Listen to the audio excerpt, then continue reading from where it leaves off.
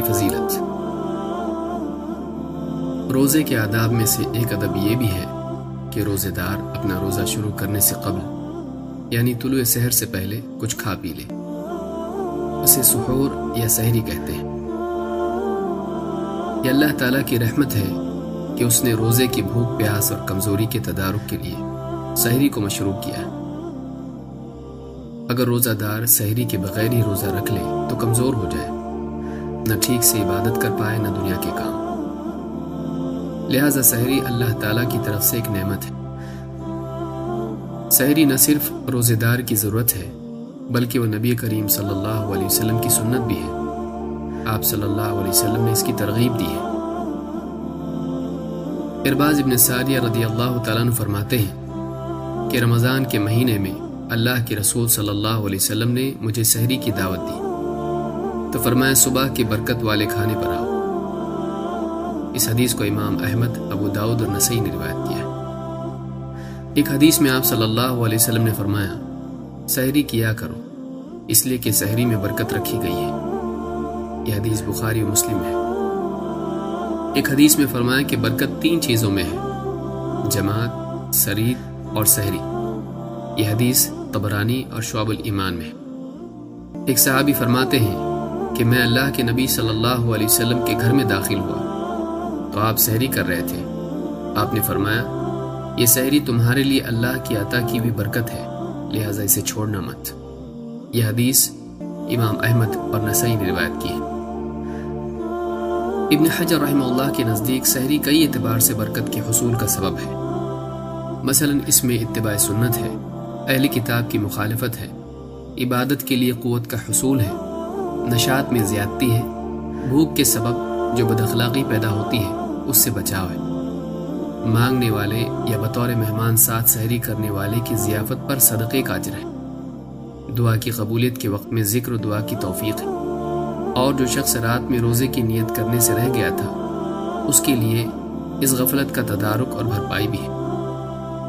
یہ بندے پر اللہ تعالیٰ کا بے انتہا فضل ہے کہ اس نے روزے جیسے پرمشقت عمل کے لیے سحری کی نہ صرف اجازت دی بلکہ اسے ثواب اور برکت کی چیز بنا دیا۔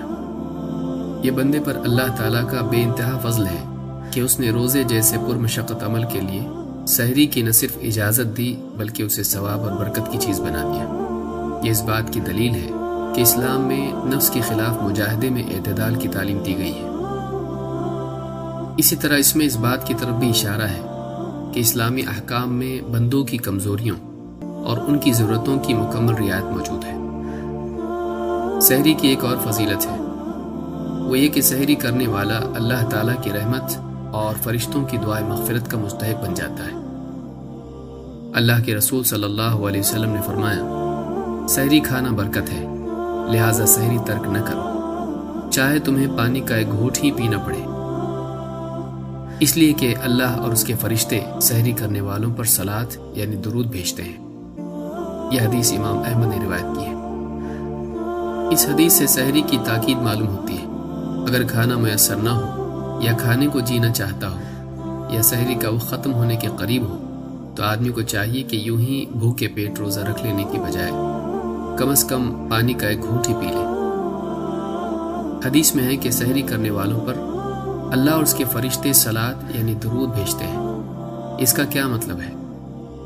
ابو العالیہ رحمہ اللہ فرماتے ہیں کہ اللہ تعالیٰ کا بندوں پر صلاۃ بھیجنا یہ ہے کہ وہ فرشتوں کے سامنے اس بندے کی تعریف کریں، اور فرشتوں کا بندے پر صلاۃ بھیجنا یہ ہے کہ وہ اس کے لیے دعا کریں۔ اس روایت کو امام ابن ابی حاتم نے اپنی تفسیر میں روایت کیا ہے۔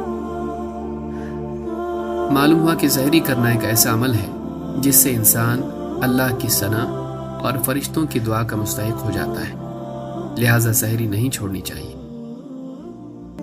سحری کی اہمیت اس بات سے بھی ظاہر ہوتی ہے کہ اس میں اہل کتاب کی مشابہت سے پرہیز ہے۔ اللہ کے نبی صلی اللہ علیہ وسلم فرماتے ہیں ہمارے اور اہل کتاب کے روزے میں فرق کرنے والی چیز سحری کھانا ہے۔ یہ حدیث صحیح مسلم میں موجود ہے۔ لہٰذا جو شخص اپنے آپ کو اہل کتاب کی مشابہت سے بچانا چاہتا ہے وہ سحری کے بغیر روزہ نہ رکھے۔ سحری میں کھجور کھانا بھی ایک مستحب عمل ہے۔ اللہ کے نبی صلی اللہ علیہ وسلم نے فرمایا، کھجور مومن کی بہترین سحری ہے۔ اس حدیث کو امام ابو داؤد نے اپنی سنن میں روایت کیا ہے۔ خلاصہ کلام یہ کہ روزے دار کو چاہیے کہ وہ اپنے روزے کو بہتر بنانے کے لیے ضرور سحری کرے۔